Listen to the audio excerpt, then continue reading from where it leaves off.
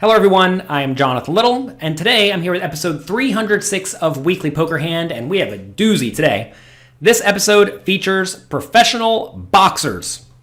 We are playing 5-5 on Poker Night Celebrity Home Game.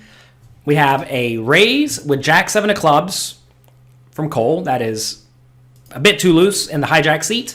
We have a call from, how in the world do you say this? CZYZ, we'll call him Size. We have a call from Size with Jack 10 offsuit, which is also too wide, with the big offsuit hands like King Jack, King Queen, Queen Jack, Queen 10, Jack 10. Those hands would much prefer to 3-bet or fold, because when you call, what happens is, well, first off, you're just dominated a lot. And second, you let other people come along, and you don't really want to be playing unsuited high cards that are likely to be dominated against multiple players. So just fold, get out of the pot. Anyway, he calls. Now Brewster on the button calls with King 9 offsuit. Kind of the same story. I think I'd 3-bet or fold this. Around to Mercer in the small blind with Ace 10 offsuit. Same story. I would 3-bet or fold this. Literally every one of these hands I would have 3-bet or folded. And then Favorito closing the action in the big blind with Queen 10 offsuit. Really. Same logic. 3-bet or fold this. If you make this something like $125 pre-flop, maybe even bigger. If you make it like $175 pre-flop with Queen 10 offsuit here, you're going to get a ton of folds. You're going to steal this, $100 something pot a lot of the time. Anyway, flop comes. Jack 9, 3, 3 hearts. All right, I realize we have a lot of players in this pot. Brewster has King of Hearts 9. So Brewster has the second nut flush draw and middle pair. The initial raiser, Cole, has top pair bad kicker. Size has top pair bad kicker. Favorito has an open-ended straight draw, no heart. All these other players have no hearts. And then Mercer has Ace of Clubs, 10 of Hearts for a bad flush draw. All right, so let's take a look at what happens.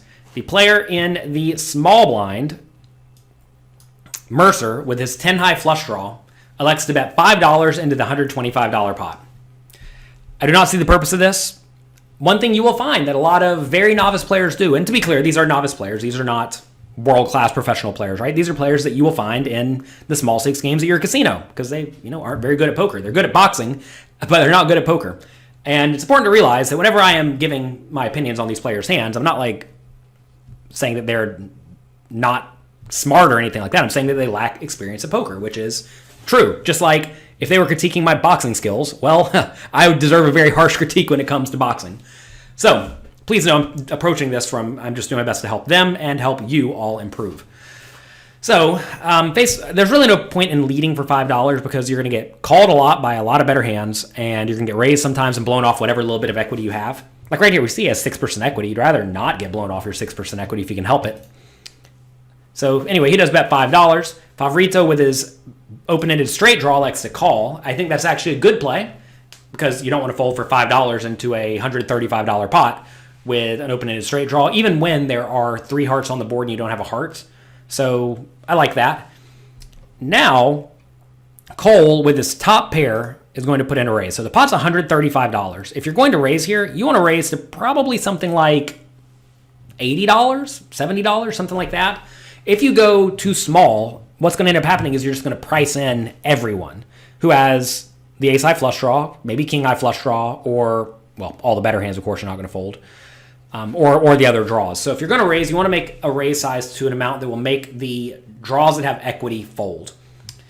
That said, with Jack 7 on Jack 9, 3, I think you should actually just call, because when you raise, the good jacks are going to continue, the good draws are going to continue, and you're actually in very bad shape against that. So right off the bat, I think Cole is overvaluing his top pair bad kicker.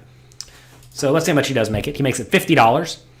Now, as we see, right behind him, Size has Jack 10 offsuit, no heart. And, look, if I was playing this spot, I would probably just fold because once it goes min bet, call, raise, top pair bad kicker with 10 kicker starting to look a little bit weak. But if you know your opponents are playing all sorts of junk, well, then you can't really fold. So I would call here. You want to be cautious. You're not trying to get your whole, what are they playing? 125 big blinds deep. You're not trying to get all of that money in the pot. So I like calling. Now Brewster with his his king high flush draw middle pair should call. Although you do have to be very, very careful in this scenario because now if you do hit your flush, you still could be beat. Back around to the initial $5 better, Mercer with his ace of clubs, 10 of hearts. He calls. I would definitely fold here. This is a mistake because you're going to be against some combination of better made hands and better draws. And like, imagine you're just against the ace of hearts and someone who has a pair. You are drawing stone dead. Like right here, he's lucky to even have two aces that give him the best hand. I think most of the time he's going to have very close to 0% equity. And when you have 0% equity, you want to fold. Back to Favorito with his open-ended straight draw. Man, this is a tough one. I think it's probably a fold, as reluctant as it is. I realize you're getting great odds here, and you're closing the action. But now if you get a king or an 8 on the turn to give you a straight, you very easily could just still be drawing dead, given it went raise, call, right? So I think I would have just gotten out of the way here. We see he's actually getting the right price, given no one has a flush yet, but some portion of the time someone's going to have a flush. And you certainly don't want to be in the pot at that point. So very, very odd 5-way pot. You don't see that too often. One lone boxer sitting out wondering, hey, why aren't I involved? Turns of 4 of spades, a complete blank. Everyone should probably check here. Given the action, all these players have very marginal holdings. And so yeah, they do all check through. River is the jack of diamonds. So jack 9-3 for jack, giving Cole and size trips. So first things first, would I ever bluff here with the ace 10 or the queen 10? And I think I just wouldn't. When you're playing very multi-way, you have to be very cautious when it comes to running bluffs because someone's likely to have something. And if it's not you, well, it's probably someone else. So in this situation, I would have effectively no bluffs in my range just because you're going to get called a lot. If someone has a jack, they're calling. So now gets around to Cole with his jack 7. Should you value bet trips in this spot? And I think you should. Because in this situation, you do have the best hand a lot of the time. If you bet and get raised, you have a pretty easy fold. You may say, whoa, why would I fold my trips? Well, because if someone raises you, they either have good trips, which you lose to, or they have a flush, which you lose to. And like I just stated, most people aren't going to be running too many bluffs in this spot. Just because, remember, you could easily have a flush here. You raise the flop, and now you are betting the river. You probably either have a jack, a full house, or a flush when you're making this play. And if you have mostly jacks, full houses, and flushes, are people really trying to bluff you off of that? Probably not. So pot's $375. How much will we bet? In this situation, we're trying to figure out how much will a worse hand call when we have jack 7, and you're trying to get called by a 9 or like pocket 10s or pocket 8s. So I think you want to go pretty small. Pot's $375. I would go something like $125. So he is lining up a bet with a bunch of red chips. He has a bunch of red chips and a bunch of green chips. The green chips are 25, reds are 5. I pretty much always am betting my smallest denomination chips. This is a live tell thing. The way you can minimize your motions, which will minimize any undesired physical mannerisms that are out of your control, is to just bet the least amount of chips possible. So live pro trick for you. Always use the least amount of chips possible unless you're trying to level someone with an oddly sized bet. So he bet 75. Now, size with his jack 10, I think this is a very easy call because remember, Cole opened it up under the gun. He raised the flop. He checked the turn. He probably has, like I said, a flush, which you lose to, a full house, which you lose to, or a jack. And if you think about the jacks that want to raise to 5 big blinds under the gun, most of them are ace jack, king jack, queen jack, jack 10, right? Notice you also lose to jack 9. So you're really only beating here jack 8, jack 7, or jack 8 and jack 7 opening under the gun. I would presume no, but apparently they are. So you're really not beating all that much in this situation that will bet and then call a raise because a flush is never folding, trips is a set, full house is never folding, and also the good jacks are never folding. So I would definitely just call in this scenario. I would not fold. I do think that it is somewhat likely, or at least rather likely, that Cole is either bluffing or overvaluing a hand, as he is here. So I would call, but instead, size elects to raise the minimum. Interesting play. This is something that you can do if you know that you're going to get very, very clear information. My problem is that it's just very easy for you to be in bad shape. Like, I don't think this is a great value bet. That said, much to my surprise, Brewster now calls the 150 with the king of hearts 9. Maybe he thinks that it's, well, it is true that it's less likely you're against a jack whenever another jack comes. But when it goes bet and call or bet and raise on the river, you must get out of the way with all of your bluff catchers. Because now you're not just catching one bluff, you're catching two bluffs, right? Now he needs Cole to be bluffing effectively straight up because, Jack 9 is only a bluff catcher. And then you need size to be raising the minimum with a bluff. And that is just effectively impossible. So I do not like the call at all with the King 9 here. This is lighting money on fire. The two garbage hands get out of the way. Back around to Cole. $75 more. Do you call? I would say absolutely not. Even though you have trips. Even though you're getting 10-1 pot odds.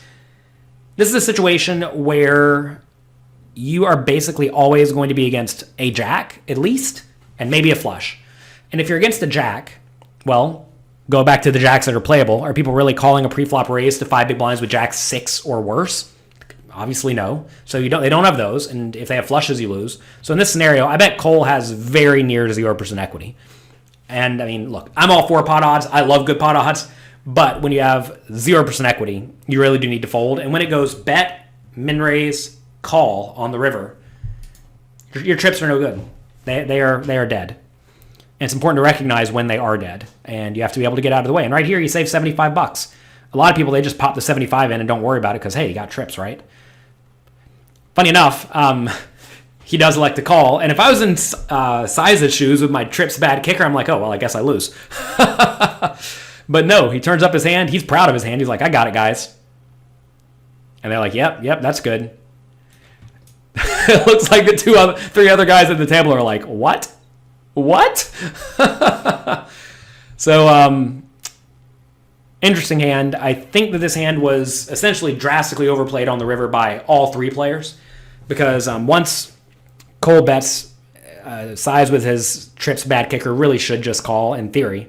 But it worked out amazingly well this time. And that's the neat thing about poker is that you can make a play that is probably not ideal and it can work out great.